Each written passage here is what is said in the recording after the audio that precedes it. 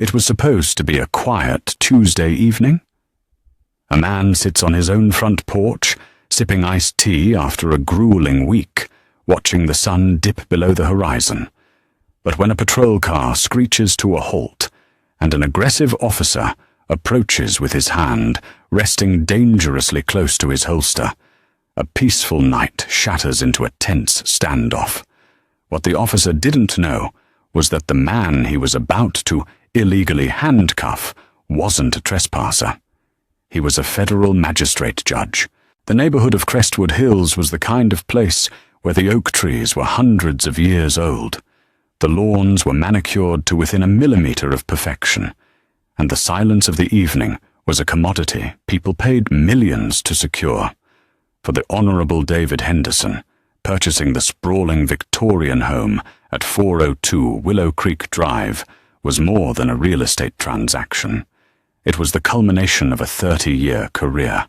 It was a testament to late nights studying at Georgetown Law, years spent as a public defender fighting in the trenches, and a grueling, impeccable tenure as a federal prosecutor before finally being appointed to the federal bench. David was 56 years old, a man whose temples were dusted with distinguished silver.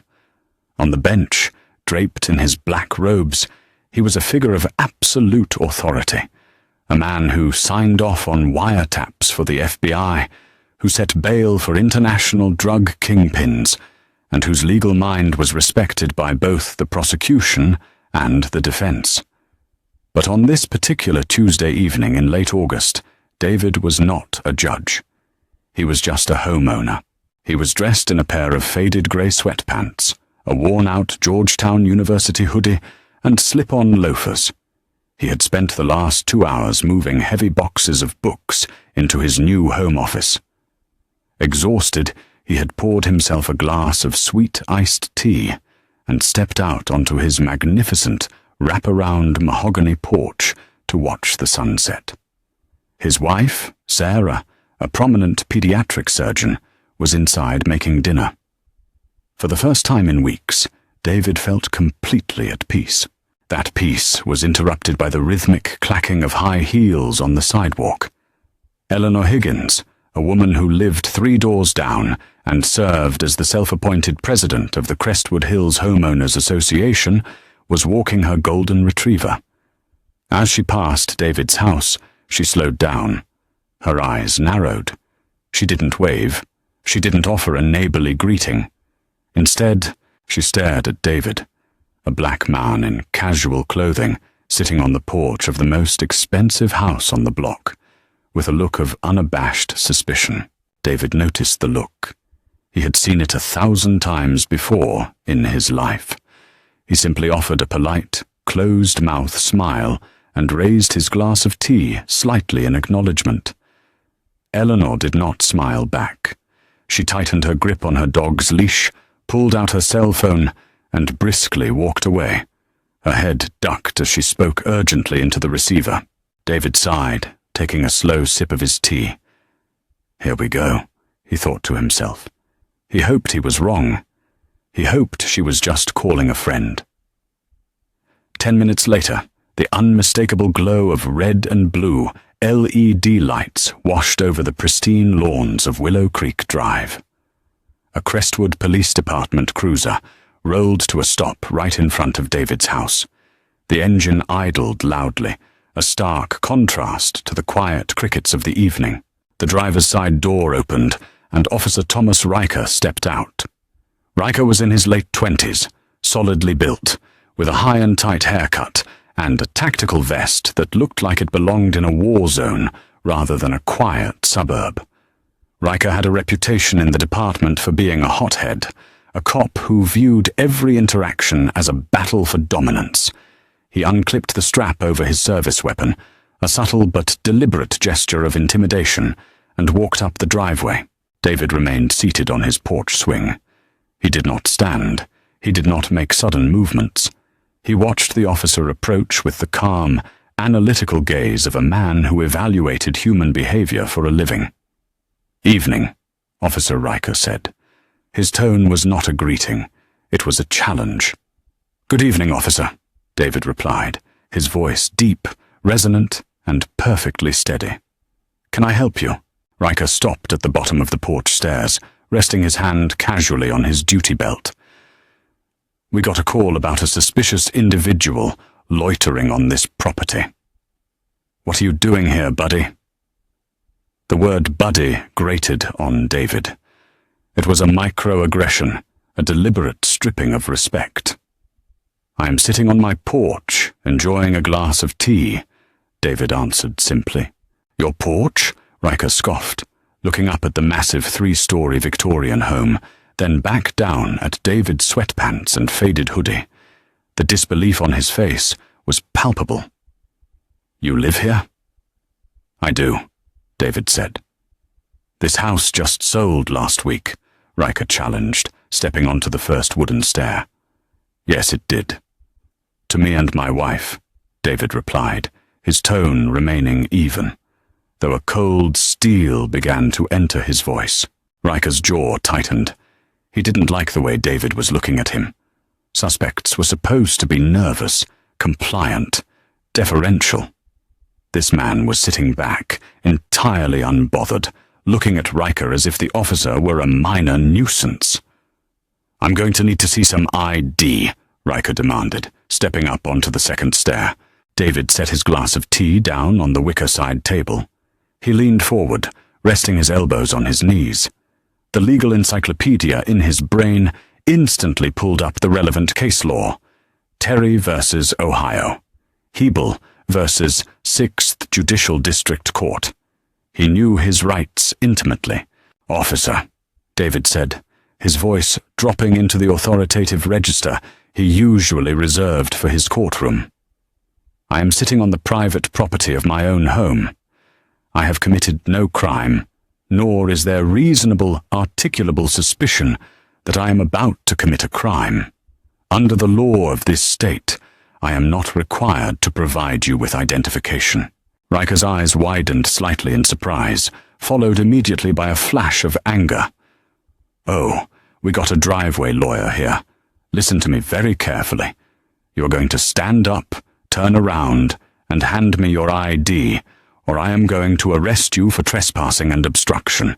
You cannot trespass a man from his own home," David stated calmly, "and invoking my Fourth Amendment rights does not constitute obstruction. I suggest you call your watch commander. Before you make a decision, you will deeply regret." It was the wrong thing to say to a man whose authority was built entirely on ego.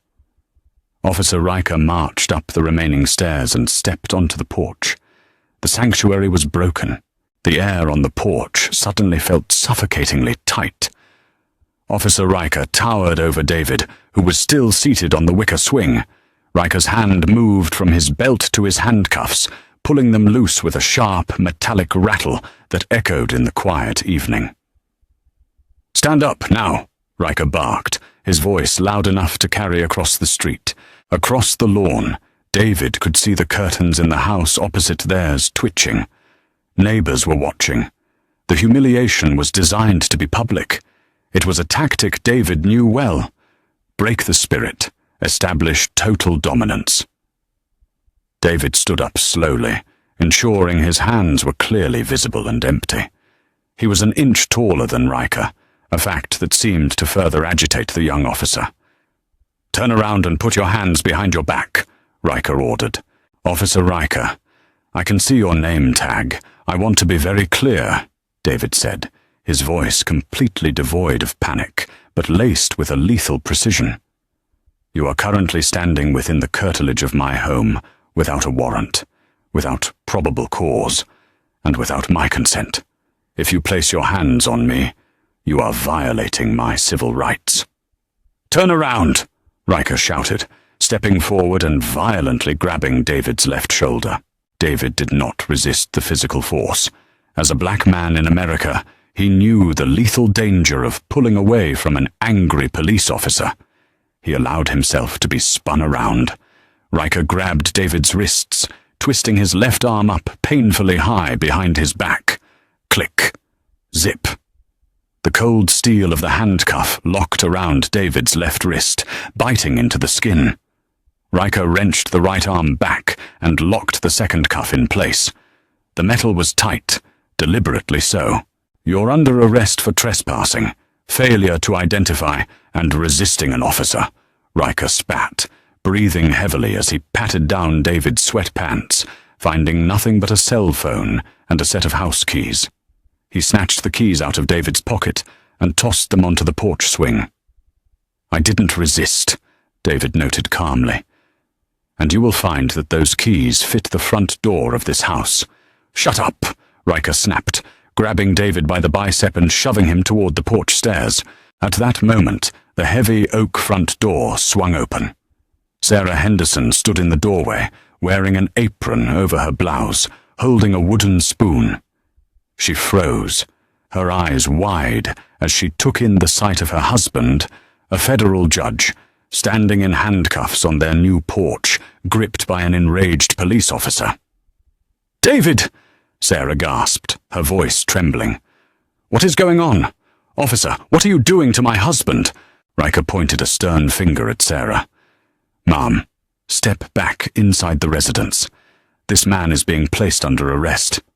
"This is our home," Sarah cried out, stepping forward. "He lives here. I'm his wife. What is wrong with you?" "Sarah," David said. His voice was a rock in the middle of a raging river. It immediately drew her attention. "Sarah, look at me." She stopped, tears welling in her eyes, staring at her husband. "Do not argue with him," David instructed clearly. "Go inside, lock the door, call Jim. Tell him I am being taken to the local precinct." Jim was James Albright, the district attorney for the county, and one of David's oldest friends. "Ma'am, if you interfere with my investigation, I will take you in too," Riker threatened, puffing his chest out. Sarah's fear instantly transformed into a furious, ice-cold glare. She looked Riker up and down, recognizing exactly the kind of man he was. She didn't say another word to him. She looked at David, nodded once, stepped backward into the house, and slammed the heavy oak door shut, locking the deadbolt with a loud thwack. Riker shoved David forward. "Let's go. Walk." David was paraded down his own driveway. The humiliation was acute. He could feel the eyes of his new neighbors burning into him. He saw Eleanor Higgins standing at the end of the block, her golden retriever sitting obediently at her side, watching the scene with a look of vindicated satisfaction. David kept his head high. His posture was perfectly straight. He did not stumble, and he did not look down. He walked with the dignity of a man who knew exactly who he was and exactly what was about to happen to the officer behind him. Riker opened the back door of the cruiser and pushed David roughly inside. The back seat of a police car is a uniquely dehumanizing space. It is cramped, made of hard plastic, designed to be easily hosed out, and smells faintly of bleach, stale sweat, and fear. The door slammed shut, plunging David into a claustrophobic silence. Riker got into the driver's seat. He looked at David in the rearview mirror, a smug, victorious smile playing on his lips. He keyed his radio. "Dispatch, this is Unit 4. I have one suspect in custody, transporting to the precinct." "Copy that, Unit 4," the dispatcher crackled back. Riker put the car in gear and pulled away from the curb. The flashing lights painted the beautiful trees of Crestwood Hills in alternating shades of red and blue. "You should have just shown me your ID," Riker said over his shoulder, shaking his head. "Could have saved yourself a whole lot of trouble. But you guys always have to make it difficult." David sat in the back, the tight handcuffs making his shoulders ache. He looked at the back of Riker's head. He didn't say a word. He was done offering warnings. The drive to the 4th precinct took 15 minutes. For Officer Riker, it was an opportunity to monologue. He felt invincible, completely assured in his authority. He drove with one hand on the steering wheel, casually lecturing the silent man in the back seat. "You see, the problem with people like you is, you think you know the law," Riker said, his voice dripping with condescension. You read an article on the internet, or you watch some YouTube video, and suddenly you think you can stand on a porch in a neighborhood like Crestwood and dictate terms to a police officer. People pay a lot of money in property taxes to keep their neighborhood safe from prowlers. David remained completely silent. In his mind, he was mentally drafting the civil rights lawsuit. He was cataloguing the precise moments Riker had violated departmental policy, failing to de-escalate, unlawful detention, false arrest, battery, deprivation of rights under color of law. Silent treatment now, huh? Riker chuckled. That's fine. We'll get your fingerprints at the station. We'll find out who you really are. Probably got a warrant out of state, right? That's why you didn't want to show the ID. They pulled into the gated parking lot of the 4th Precinct. The building was a brutalist concrete structure, a stark contrast to the leafy suburbs they had just left. Riker parked the cruiser, got out, and opened the rear door. He grabbed David by the arm and hauled him out. "Walk!" Riker commanded. David was led through the heavy metal back doors of the precinct and into the booking area. The room was bathed in harsh, flickering fluorescent light. It smelled of floor wax and stale coffee. A few other officers were milling about, typing at computers or chatting near the holding cells. Behind the high booking desk sat Sergeant William Peterson. Peterson was a 25-year veteran of the force. He was a grey-haired, meticulous man who knew the penal code inside and out, and more importantly, he knew every major player in the county's legal system. Peterson was a man who survived by never making mistakes. "Hey, Sarge," Riker called out cheerfully as he pushed David toward the booking counter. "Got a live one for you. Refusal to identify, trespassing, resisting. Caught him lurking on a porch up in Crestwood." Sergeant Peterson was typing an incident report. He didn't look up immediately. "Put him on the wall, Riker. Get his pockets emptied." "Already did. He's got nothing on him," Riker said, forcing David to face the cinder-block wall. "All right, let's get a name." Peterson sighed, finally looking up from his monitor. He adjusted his glasses and looked at the man in the faded Georgetown hoodie, standing with his hands cuffed behind his back. David slowly turned his head to look directly at the sergeant. Sergeant Peterson froze. His hands hovered over his keyboard. The color rapidly drained from his face, leaving him looking as if he had just witnessed a ghost. He blinked, took off his glasses, wiped them hastily on his shirt, and put them back on. The face didn't change. "Riker," Peterson whispered, his voice suddenly very tight. "Yeah, Sarge," Riker replied, oblivious, pulling out a booking form. "Riker, what did you do?" Peterson's voice trembled. He stood up from his chair, his eyes wide with a mixture of absolute horror and impending doom. Riker looked confused. "What do you mean?" "I just told you. I caught him trespassing. Guy gave me a bunch of lip about the 4th Amendment, so I hooked him up." "Take the cuffs off him," Peterson ordered, his voice suddenly booming across the booking room, silencing the idle chatter of the other officers. "Sarge, he hasn't been processed yet." "I said take the goddamn cuffs off him, Riker, right this second," Peterson roared, his face turning purple. Riker physically recoiled from the outburst. He had never seen the sergeant lose his temper.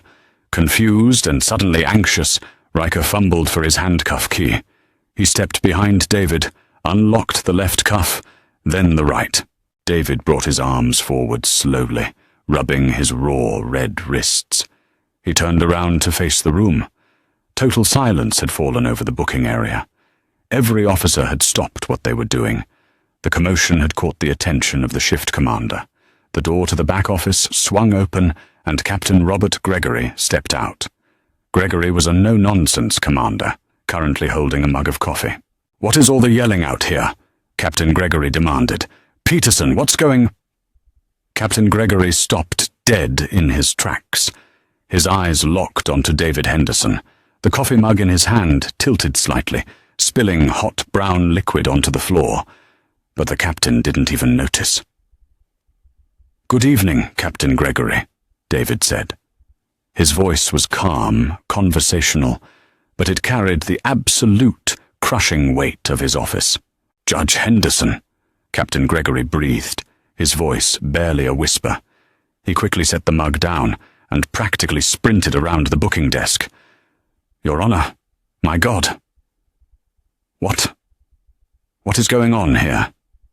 At the words Judge Henderson, Officer Riker felt his stomach drop out of his body. The blood rushed from his head. The swagger, the arrogance, the smugness, it all evaporated in a fraction of a second, replaced by a cold, paralyzing terror. He looked at the man in the sweatpants. "Your Honor." "Captain," David said, straightening his hoodie. "Your officer here received a call about a suspicious person on a property at 402 Willow Creek Drive. My property. I informed him that I was the homeowner. I informed him of my Fourth Amendment rights. He decided to bypass the Constitution, step onto my curtilage, physically assault me, and arrest me for sitting on my own front porch." Captain Gregory slowly turned to look at Officer Riker. If looks could incinerate, Riker would have been reduced to ash on the linoleum floor. "Riker," Gregory said, his voice shaking with a terrifying, contained fury. "Tell me you didn't." Riker opened his mouth, but no sound came out. He looked at David, then at the captain, then at the handcuffs dangling uselessly from his hand. I thought he didn't have ID," Riker stammered, his tough guy facade crumbling into pathetic whimpers. "I didn't need ID, Officer Riker," David said softly, stepping closer to the young cop. "And as you are about to find out, ignorance of the law is not an excuse, especially for the people sworn to uphold it." The precinct doors suddenly burst open. Striding into the room was James Albright, the district attorney, still wearing his suit, flanked by two of his top investigators. Sarah had made the call, and the storm had officially arrived. James Albright, the district attorney for the county, was not a man who entered a room quietly. At 6'3", wearing a tailored navy suit that had cost more than a rookie cop's monthly salary, Jim possessed an aura of absolute command. He was flanked by two seasoned DA investigators, both wearing windbreakers and grim expressions. The swinging metal doors of the 4th Precinct booking room shuddered on their hinges as Jim marched through them. The silence in the room, already suffocating from Captain Gregory's realization, deepened into a vacuum. Jim's eyes swept the room. They bypassed the terrified Sergeant Peterson, ignored Captain Gregory's pale face, and locked immediately onto David. Jim took in the faded Georgetown hoodie, the sweatpants, and the angry, raw red indentations circling his oldest friend's wrists. A muscle feathered in Jim's jaw. The DA's gaze then slowly shifted to Officer Thomas Riker, who was still holding the empty handcuffs, looking like a man standing on the trapdoor of a gallows. "David," Jim said, his voice a low, dangerous rumble that carried easily across the linoleum. "Are you injured?" "I am physically fine, Jim," David replied calmly, rubbing his left wrist. "Though my Fourth Amendment rights have taken a severe beating this evening." Jim nodded once. He turned to Captain Gregory. "Robert, do you want to explain to me why the Honorable David Henderson, a federal magistrate judge for the United States District Court, just called my cell phone via his wife to inform me he was in the back of one of your cruisers?" Captain Gregory wiped a bead of sweat from his forehead. "Jim, Mr. Albright, there has been a catastrophic misunderstanding. Officer Riker responded to a suspicious person call. He didn't realize who he was dealing with." "A misunderstanding?" Jim repeated, stepping closer to the captain. "A misunderstanding is writing down the wrong license plate number, Robert. Slapping iron on a federal judge who is standing on his own property, without probable cause, without a warrant, and without the basic common sense to de-escalate a non-violent encounter, is not a misunderstanding. It is false arrest. It is battery. It is a deprivation of civil rights under color of law. It is a federal crime. Officer Riker's knees visibly buckled. He grabbed the edge of the booking desk to steady himself. He refused to ID himself, Riker stammered, desperation bleeding into his voice. He was uncooperative. The Homeowners Association president called it in. I was just doing my job. Your job, David interjected, his voice slicing through the room like a scalpel, is to enforce the law, not your ego. Section 12-4 of the State Penal Code requires a person to identify themselves only if an officer reasonably suspects they are committing, have committed, or are about to commit a crime. Sitting on a porch swing drinking sweet tea does not meet the threshold for reasonable articulable suspicion. You didn't like that a black man in a hoodie knew the law better than you did. So, you decided to punish me for it. No, sir, I swear, Riker pleaded, looking around for an ally, but every officer in the room had suddenly found something incredibly fascinating to stare at on the floor. Secure his body camera, Jim barked to one of his investigators, pointing a sharp finger at Riker. Right now, I want the dash cam footage from Unit 4 pulled, and I want dispatch audio secured. Nobody touches that data server except my tech team. Captain Gregory swallowed hard. Jim, let Internal Affairs handle this. We have a protocol. Your protocol is suspended, Jim fired back, stepping into the captain's personal space. This isn't a routine excessive force complaint, Robert. Your officer assaulted a sitting federal judge. By tomorrow morning, the Department of Justice is going to be breathing so far down your neck, you'll taste Washington, D.C. Take his badge. Take his gun. Now, the precinct felt as if the air had been sucked out of it. It was the ultimate walk of shame. Captain Gregory turned to Riker, his expression hardening from panic into severe disappointment. Riker, give me your weapon, your badge, and your credentials, Gregory ordered flatly. Riker's hands shook violently as he unholstered his service weapon, popped the magazine out, cleared the chamber, and placed it on the booking desk. He unpinned the silver shield from his tactical vest and laid it next to the gun, followed by his ID card. His career, the power trip he had so thoroughly enjoyed, was disintegrating before his eyes. You are suspended without pay, effective immediately, pending a full criminal and internal investigation, Captain Gregory stated. Go wait in my office. Do not speak to anyone. Do not touch your phone. I am calling the union rep, Brendan Foley, to come sit with you. You're going to need him. Riker didn't say a word. He looked at David one last time, perhaps hoping for a shred of judicial mercy. But David's face was an unreadable mask of stoic authority.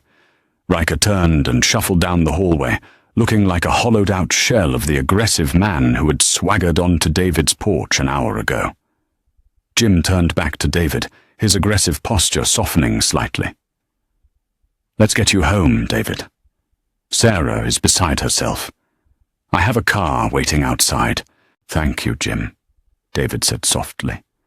He looked over at Sergeant Peterson, who was still sitting frozen behind the computer. Sergeant, I trust my name is not in that booking system. No, Your Honor. Absolutely not.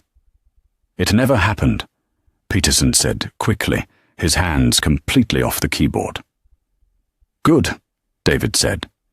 He adjusted his hoodie, squared his shoulders, and walked out of the precinct with the DA, leaving a shattered police department in his wake. The ride back to Crestwood Hills was quiet. Jim offered to have the precinct commander personally deliver an apology, but David refused.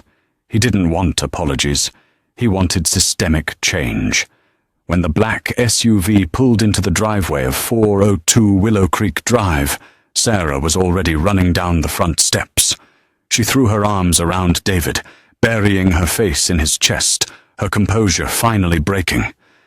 David held her tight, kissing the top of her head. "I'm okay, Sarah.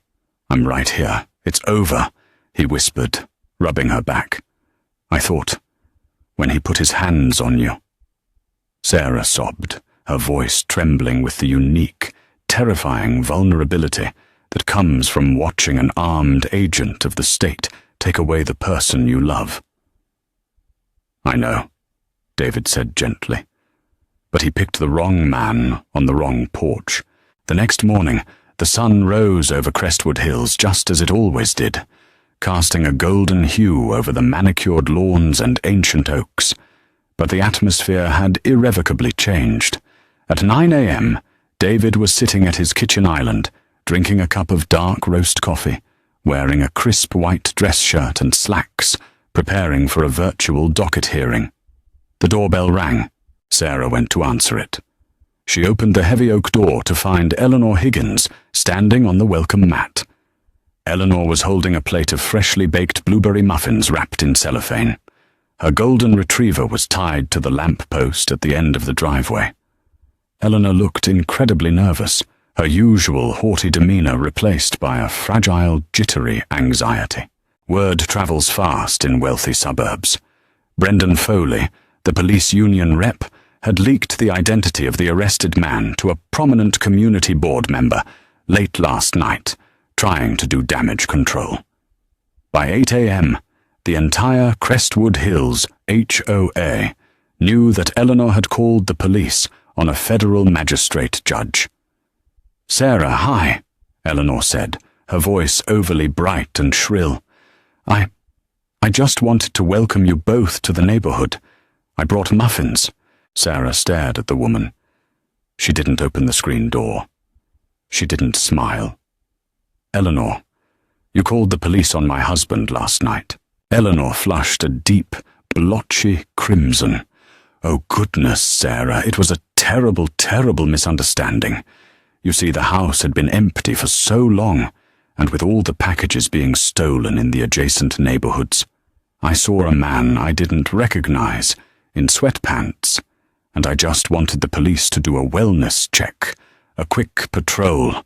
I had no idea he was a judge. If I had known he was the Honorable David Henderson, I never would have—" "Stop!" a deep voice commanded from the hallway. David walked up behind his wife, his presence instantly dominating the entryway. He looked at the plate of muffins, then up at Eleanor's panicked face. "Mrs. Higgins," David said, his voice terrifyingly calm. "Let me stop you right there before you dig this hole any deeper. Your Honor, I am so deeply sorry." "You are sorry because you found out what I do for a living," David interrupted, his tone even but lined with steel. "You are sorry because you realized that the man you racially profiled has the power to hold you accountable. But let me make something abundantly clear to you.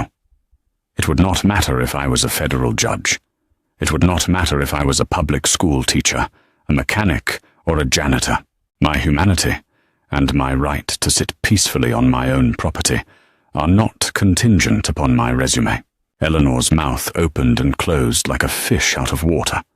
The cellophane on the muffin plate crinkled loudly in her shaking hands. "You didn't call for a wellness check," David continued, staring directly into her eyes. "You weaponized the police against a black man because my presence in your affluent neighborhood made you uncomfortable. You used armed law enforcement as your personal customer service line to manage your own prejudice. In doing so, you put my life in danger. I never meant for him to arrest you," Eleanor whispered, tears of profound embarrassment finally spilling over her cheeks. "Intent does not erase impact," David said firmly. "You can keep your muffins, Mrs. Higgins, but I strongly suggest you hire a very good civil defense attorney, because when my legal team is finished auditing the Crestwood Police Department, we are going to subpoena the 911 dispatch logs. And if we find a pattern of you misusing emergency services to harass minorities in this neighborhood, I will personally see to it that you are sued for intentional infliction of emotional distress and civil rights violations." David reached past Sarah and gently but firmly closed the solid oak door in Eleanor's face.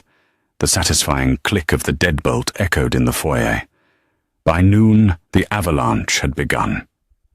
David didn't hire just any attorney. He retained Jonathan Hayes, one of the most ruthless and brilliant civil rights litigators on the East Coast. Jonathan was a man who ate police union lawyers for breakfast and washed them down with municipal settlements. The strategy was not just a lawsuit, it was a crusade. David and Jonathan filed a massive Section 1983 civil rights lawsuit in federal court against Officer Thomas Riker, Captain Robert Gregory, and the city of Crestwood. But they didn't stop there. Jonathan forwarded a heavily documented dossier directly to Samuel Covington, the lead investigator for the Civil Rights Division of the Department of Justice in Washington, D.C. The local media caught wind of the story by 4 p.m. on Wednesday. A whistleblower at the precinct had leaked the CAD, computer-aided dispatch report, and a summary of the body cam footage to the Crestwood Chronicle. The headline hit the internet like a bomb. Local police handcuff black federal judge on his own porch. The fallout was instantaneous and catastrophic for the city. News vans descended upon the 4th precinct, their satellite dishes raised like flags of war.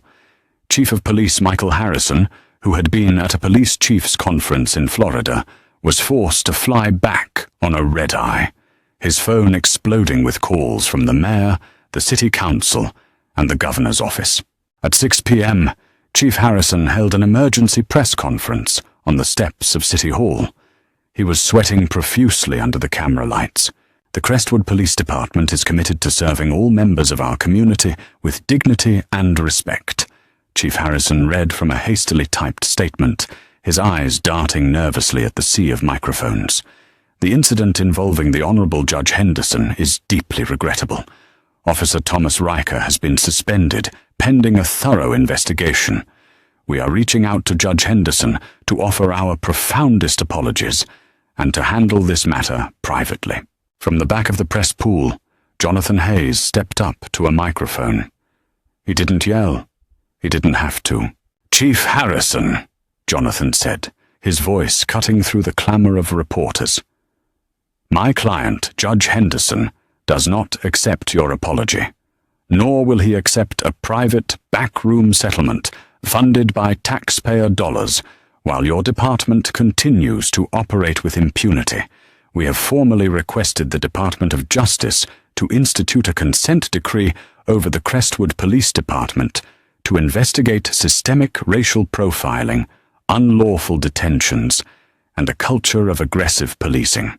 The press pool erupted. The chief of police looked as if he was going to be sick. This was no longer just an excessive force complaint that could be swept under the rug with a quick payout. This was a federal siege. The judge on the porch had just brought the entire weight of the United States justice system down upon their heads. The Department of Justice does not move quickly, but when it finally builds momentum, it is a juggernaut that crushes everything in its path. 2 days after Jonathan Hayes made his public declaration on the steps of City Hall, a team of federal investigators descended upon the Crestwood Police Department. Leading the charge was Samuel Covington, a veteran DOJ attorney for the Civil Rights Division, known for his icy demeanor and his ruthless dismantling of corrupt municipal agencies. Covington commandeered a conference room on the 2nd floor of the 4th precinct. He did not ask for permission. He simply informed Chief Harrison that the room now belonged to the federal government. The atmosphere in the precinct grew intensely paranoid. Officers whispered in the locker rooms, suddenly hyper-aware of their own past arrests and incident reports.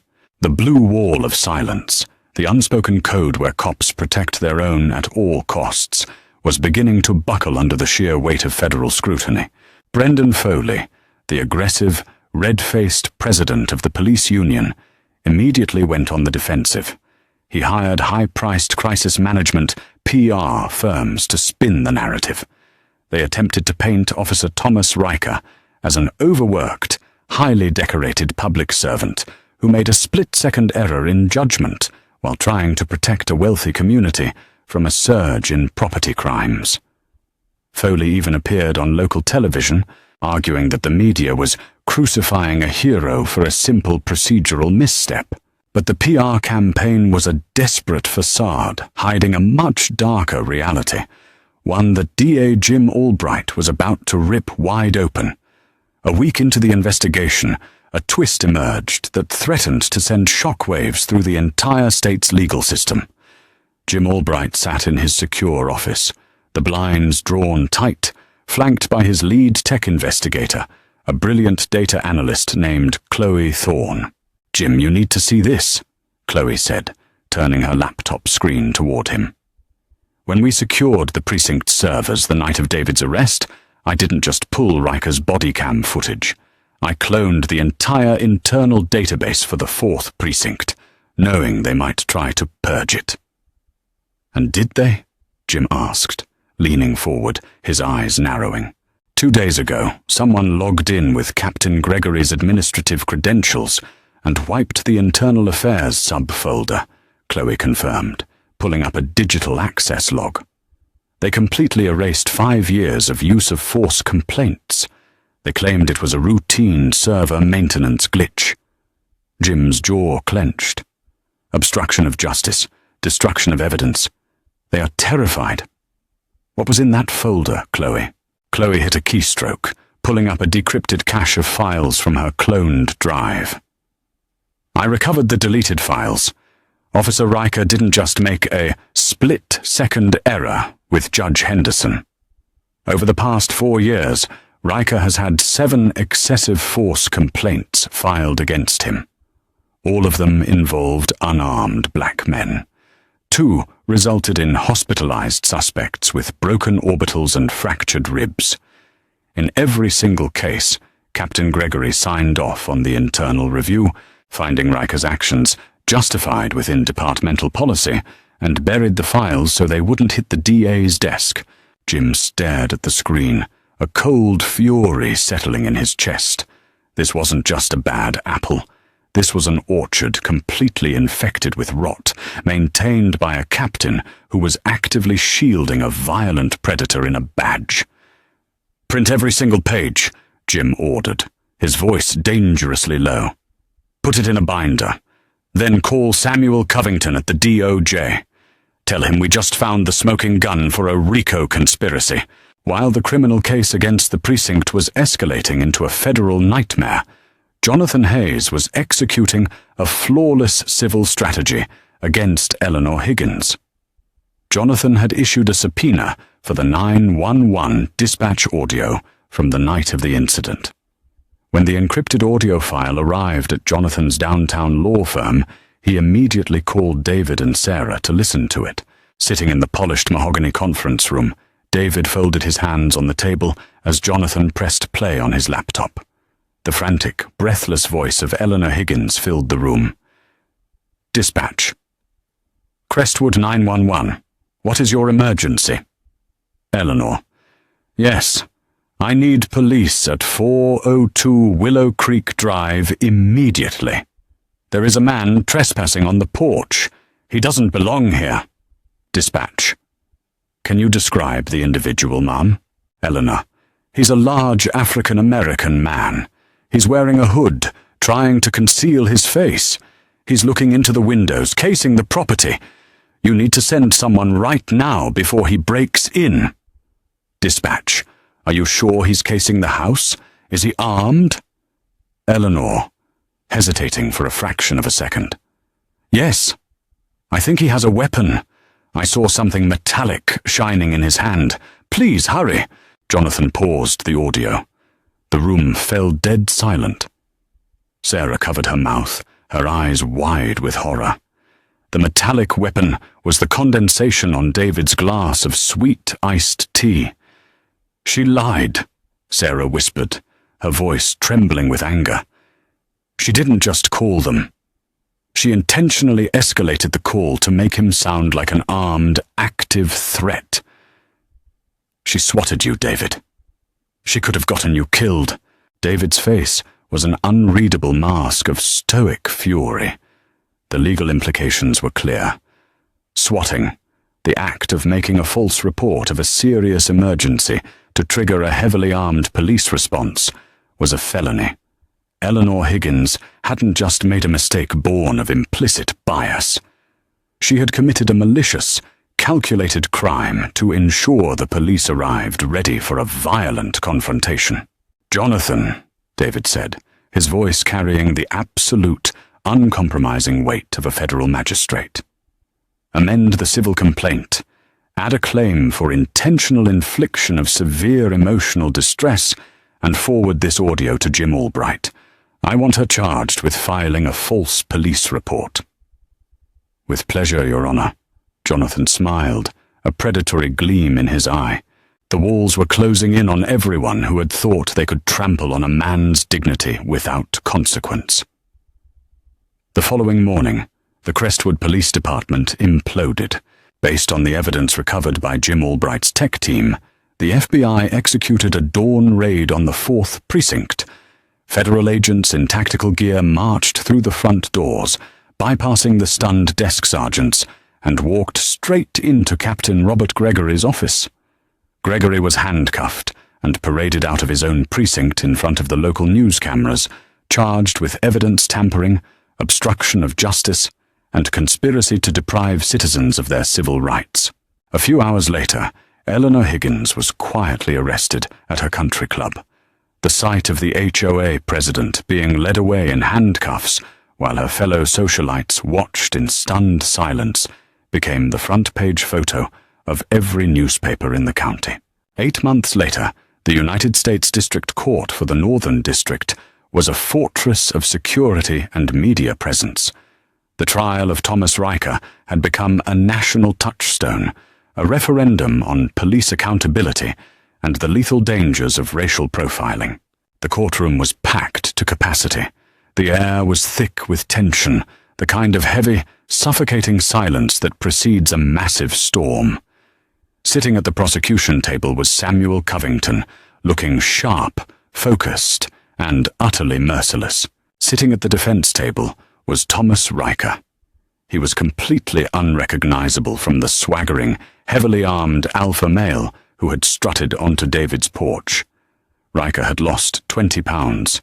His face was pale, his suit hung loosely on his frame, and he stared down at the defense table with hollow, terrified eyes. The Union had abandoned him the moment the federal indictments dropped, realizing he was too toxic to defend. Presiding over the case was the Honorable William Prescott, a senior federal judge known for his brilliant legal mind and his absolute intolerance for courtroom theatrics. The trial had been brutal. Covington had methodically dismantled Riker's defense. He played the body cam footage, the pristine, unedited version secured by Jim Albright, showing David sitting peacefully, explaining his rights calmly, and Riker escalating the situation into physical violence solely because his authority was legally challenged. Then came the parade of witnesses. Covington brought forward the other victims of Riker's past brutality, the men whose files Captain Gregory had buried. Their testimonies painted a devastating picture of a serial abuser who used his badge as a license to terrorize minorities. But the most powerful moment of the trial came when David Henderson took the witness stand. Wearing a tailored charcoal suit, David swore the oath and sat in the witness box. He did not look at Riker with hatred. He looked at him with profound, analytical pity. "Judge Henderson," Samuel Covington began gently, "can you describe for the jury how this incident has impacted your life?" David looked out at the jury box. "My entire life has been dedicated to the law," David said, his deep, resonant voice echoing clearly in the silent courtroom. "I have sent men to federal prison for violating the laws of this nation. I have signed warrants. I have sworn to uphold the Constitution. I believed, perhaps naively, that my lifetime of service my education, and my adherence to the law provided me a shield. David paused, glancing briefly at his wife, Sarah, who was sitting in the front row, holding Jim Albright's hand for support. But on that Tuesday evening, David continued, none of that mattered. When Officer Riker looked at me, he did not see a judge, or a homeowner, or a citizen with constitutional rights. He saw a caricature born of his own prejudice. He stripped away my dignity, violated my physical autonomy, and paraded me in front of my neighbors in steel chains, simply because I had the audacity to exist on my own property. David turned his gaze directly toward Thomas Riker. Riker flinched, unable to meet the judge's eyes, staring resolutely at his own hands. The physical pain of the handcuffs faded in a few days, David said, his voice hardening into a powerful crescendo. But the psychological terror, the realization that an armed agent of the state can simply decide your rights do not exist, and that a neighbor can weaponize that agent with a simple phone call that leaves a scar that does not heal. If it can happen to a federal magistrate sitting peacefully on his porch, it can happen to anyone. And if we do not hold those who abuse their power to the absolute highest standard of accountability, then the law is not a shield. It is merely a suggestion. When David finished, there was not a dry eye in the gallery. Even the court reporter had to pause to wipe her eyes. The defense's cross-examination was mercifully short, realizing that attacking David would only enrage the jury further. The jury deliberated for exactly 2 hours and 14 minutes. When the foreperson stood to read the verdict, the courtroom held its collective breath. On the count of deprivation of rights under color of law, we find the defendant, Thomas Riker, guilty. On the count of false arrest, we find the defendant, guilty. On the count of battery, guilty. Thomas Riker collapsed into his chair, burying his face in his hands, his shoulders shaking with silent, heaving sobs. Judge Prescott did not show a shred of mercy. 2 weeks later, at sentencing, he handed Riker a sentence of 84 months, 7 years in federal prison, to be served in a facility out of state for his own protection. Captain Gregory, facing his own federal trial, took a plea deal for 4 years behind bars. The civil cases were equally devastating. Eleanor Higgins, facing felony charges for the false 911 call, settled the civil suit with David for an undisclosed, multi-million-dollar sum. She immediately put her Crestwood Hills home on the market and moved out of state, her reputation in ruins. David and Sarah took every single penny of that settlement and established the Willow Creek Foundation, a scholarship fund designed to put underprivileged minority students through law school. The city of Crestwood was forced to sign a massive federal consent decree. The police department was gutted and rebuilt from the ground up, overseen by an independent federal monitor. Policies were rewritten, officers were fired, and mandatory, rigorous de-escalation and bias training became the absolute standard. A year after the incident, the warm, golden hues of late August once again washed over the majestic oak trees of Willow Creek Drive. The neighborhood was quiet, the air filled only with the soft chirping of crickets and the distant hum of a lawn-mower. David Henderson sat on his magnificent wraparound mahogany porch. He was wearing faded grey sweatpants, a worn-out Georgetown University hoodie, and slip-on loafers. In his hand, he held a glass of sweet iced tea, the condensation dripping slowly down the glass. The front door opened, and Sarah stepped out, carrying a small plate of shortbread cookies. She set them on the wicker table next to him, and sat down on the porch swing beside her husband. Down the sidewalk, a new neighbor, a young white couple who had bought Eleanor Higgins's old house, was walking their golden retriever. As they approached David's property, they didn't speed up. They didn't clutch their phones. They stopped, smiled brightly, and waved. "Evening, Judge Henderson. Beautiful night for the porch," the young man called out cheerfully. David offered a warm, genuine smile and raised his glass of iced tea in acknowledgement. "Good evening, folks. Enjoy the walk." The couple waved again and continued down the street, their laughter drifting away into the twilight. David leaned back against the wicker swing, feeling the gentle evening breeze against his face. He took a slow sip of his tea. The scars of that night would always be there, a quiet reminder of the fragility of justice.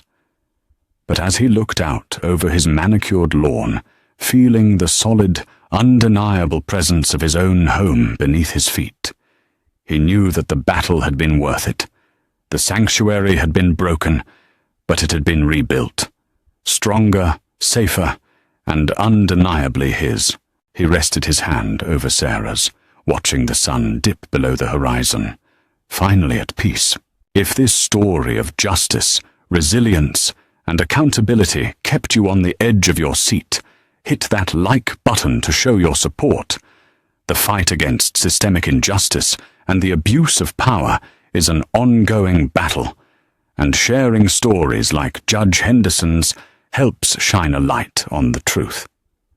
Don't forget to subscribe to the channel and ring the notification bell so you never miss out on our